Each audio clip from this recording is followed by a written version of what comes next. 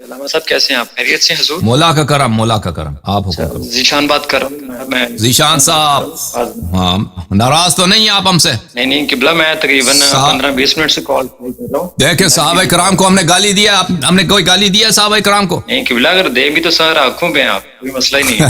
نہیں، ہم نے تو صرف انہی کے کتابوں کو پڑھا نا، مخالفین کے کتابوں کو ہی دکھا کر ان کے عبارات پڑھی ہیں، اور کچھ تو نہیں بولا نا. ٹھیک ہے کہ نہیں؟ بالکل. آپ گواہ رہی ہے کہ پھر بعد میں ہم پہ ٹپے لگیں گے کہ یہ گالی دیتا ہے. یاد رہیے، رکھیں کہ میں نے کب گالی دی. اب یہ سلسلہ چلتا رہے گا نا، تو ہمیشہ یاد رکھیے. یہ کہیں گے کہ یہ گالی دیتا ہے، پر وہ یاد رکھیے کہ گالی کہاں دی ہم. پھر یہ آہستہ آہستہ انشاءاللہ تبارک و تعالی ریکارڈ میں رہے. چلیں اور حکم کریں.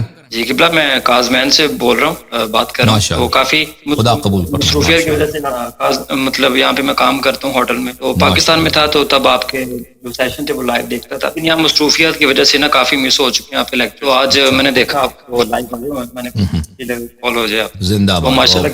بہت سعادت ہے آپ کو، وہاں پہ رہتے ہیں ماشاءاللہ ماشاءاللہ. بس زوار کی خدمت کریں، ٹھیک ہے نا. ہوٹل والے زوار کو، ہاں ہوٹل والے جو زوار کے ساتھ کرتے ہیں وہ بعض دفعہ صحیح نہیں ہوتا. آپ ہونا صحیح ہے نا.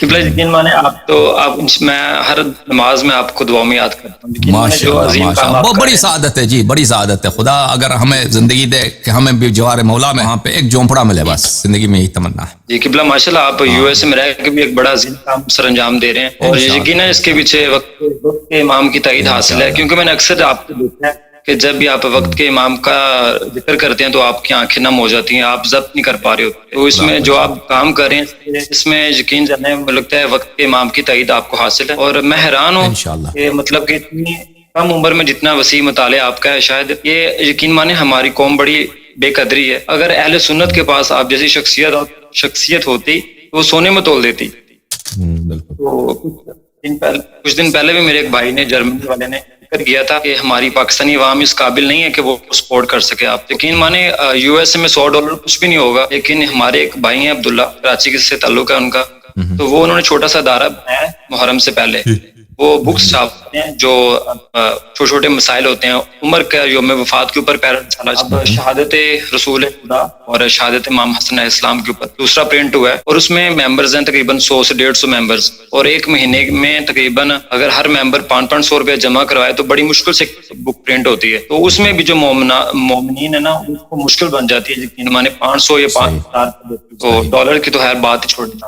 باقی قبلہ میں 2-3 سوال عرض کرنا چاہ رہا ہوں، پھر اجازت چاہوں گا آپ سے.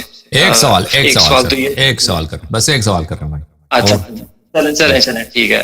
سوال یہ ہے قبلہ کہ وقت کے مظلوم کربلا کا جب قتل ہوا، اس کے بعد یہ ہوا کہ جب ان کی بیعت ٹوٹی یزید کی مدینے میں، تو ابن عمر نے بھی جو ہے وہ مذمت میں ہاتھ بھیجا یزید. تو کہا جاتا ہے کہ یزید نے جو ہے وہ اس کے باپ کا جو عمر نے ہاتھ لکھا تھا اپنے خلافت میں معاویہ کو، اس میں اس نے اپنے کفر کا اظہار کیا تھا یا اپنے پرانے مذہب کا اظہار کیا تھا. اس نے پھر ابن عمر کو جو ہے وہ اسی کے باپ کا عمر کا دکھایا جو کہ اس نے معاویہ کو لکھا تھا. اگر اس طرح کے کچھ ہے آپ کے وہ شیعہ کتب میں ہے، وہ شیعہ کتاب بہار الانوار میں ہے، وہ مخالفین کے کتب میں نہیں ہے. اب موجودہ جو کتب ہے اس میں نہیں ہے. پرانے زمانے میں ان کی کتابیں میں ہوا ہوگا. ہاں ابھی جو کتب ہمارے ہاتھ میں ان کے کتب میں نہیں ہے، وہ شیعہ کتاب بہار الانوار میں ہے. ٹھیک ہے نا. صحیح.